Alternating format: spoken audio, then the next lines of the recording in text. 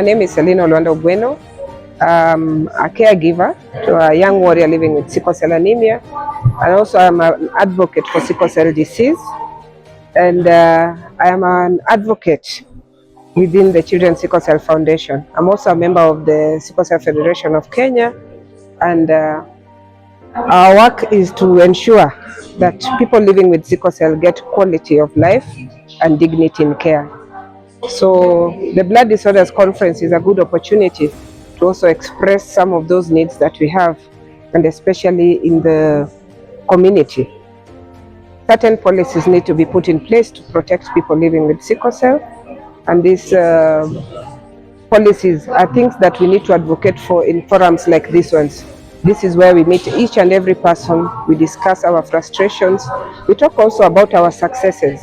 But most importantly, I'd like to note that the Kenyan government has made better strides in management of sickle cell disease compared to some 5 years ago. Today, the conversation is all about sickle cell. How do we care for them? How do we give dignity back? As caregivers, there are quite a number of frustrations caregivers face, starting from rejection from family members, and also to efforts where to lengths where they even are denied opportunities in their workplaces because they cannot be able to afford to spend time to go to work as prescribed. My recommendation to such challenges and problems is that we first need to look at these people from the level in which, how do they get diagnosed, who diagnoses them, who cares for them, both from the household and also from the hospitals. Are they well equipped to manage a child with such challenges? And as they grow up, they should also be armed with important tools for their care. And this is where we empower people living with sickle cell, give them opportunities, even despite having challenges in being able to achieve certain things at some point. We need to also respect people living with sickle cell anemia. Respect is one of the things that has always been commanded, because we find that the children and their caregivers are addressed in ways which dignity is not sustained, or even privacy. Telling a mother that your child will die when they are 10, when they are 4, when they are 5 is not a fair thing to tell anybody. Lack of respect, lack of knowledge, lack of awareness leads to such careless utterances. Awareness is one of those things that we have no excuse for.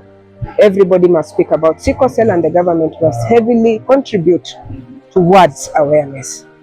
It is only information that makes a nation stronger.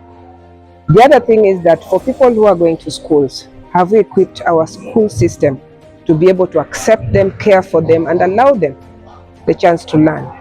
Workplace is hostile because it's all about competition and not empathy.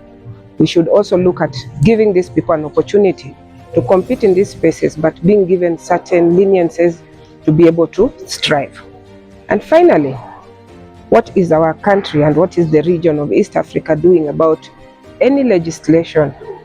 Do we have, or are we looking at coming up with a Sickle Cell Act? It's over time, it's about time. Today, the disability have a bill and they are protected. Somebody living with sickle cell may stand next to you and you'll not see that disability, but this person needs much more. So anybody with blood disorders already has one disability. Their blood is not able to serve them like any other person. And therefore, one of the things we want as the people who have blood disorders to have an act of parliament that can influence the East African governments, so that there's a bill that comes up, a bill that will be able to protect people living with sickle cell, give them opportunities, and also care for their caregivers, so that their caregivers can also be given equal opportunity to care for these children. And to close, I want you to imagine a situation where a family has 2 or 3 people living with sickle cell disease. What is their priority? Is their priority food, or is their priority going to hospital? Think about it.